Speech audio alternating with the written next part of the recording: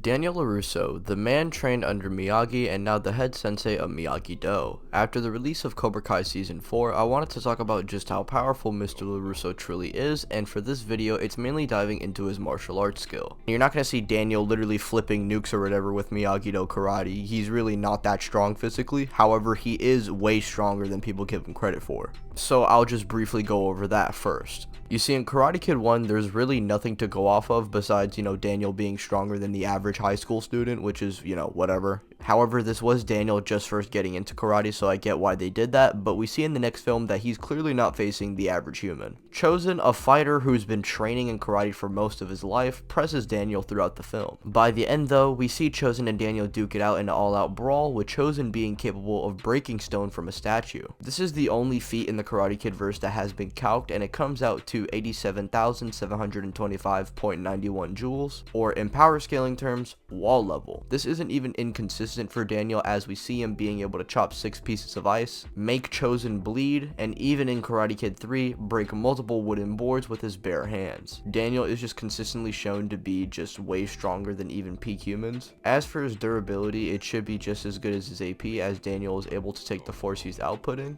And as for speed, there really aren't many good feats besides one, which is luckily performed by Daniel himself. He's able to catch a fly, which if you didn't know, the average fly is able to move at 78 meters per second, which passes at speeds faster than the human eye, or subsonic speeds, which means LaRusso is big fast. And it should be noted that his adult self initially would be weaker than his younger self, as he hasn't used Miyagi-Do in so long, but by the time of season 4 and after regaining his skills and honing them even further, he would upscale from his Karate Kid series self. Daniel during his time in Cobra Kai had his fair share of fights. He engages against Johnny in season 2, where he's literally kicked into a TV, but despite that, both senseis are actually relative with each other, and this is evident in season 3 and in season 4, where they stalemate each other.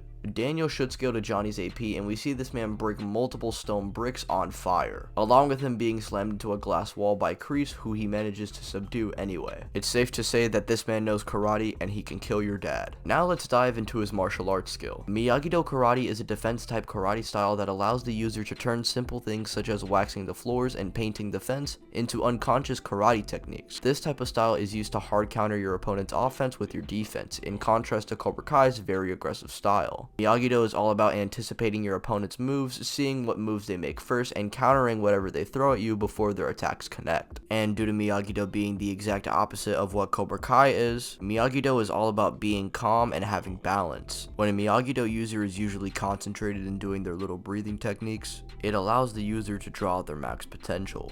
In season 4, it's described as a counter style, and if you don't attack someone using Miyagi-Do, they can't apply their karate. And while that's true to an extent, Miyagi-Do does have its fair share of techniques that rivals even the aggressive Cobra Kai style. We got the crane kick along with the two-legged kick, which are powerful attacks that just slam the opponent with all their might. The drum technique, which is a perfect blend of offense and defense, blocking the opponent and then following up with an immediate strike. This technique straight up slammed Chozen, who kept trying to apply his offense but failed. And Chozen's offense is capable of straight up outclassing multiple black belts. And in Karate Kid 1, he beats up a stronger Johnny, who in the past is able to press a 3rd generation black belt.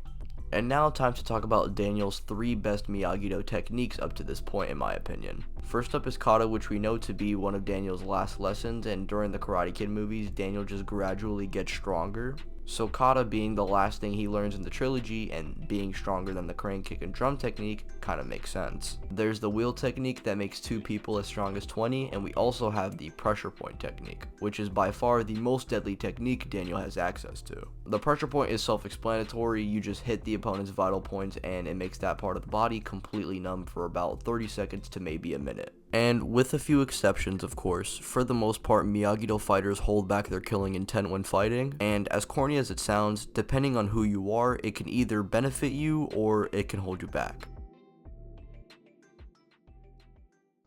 In conclusion, LaRusso is stronger than you think.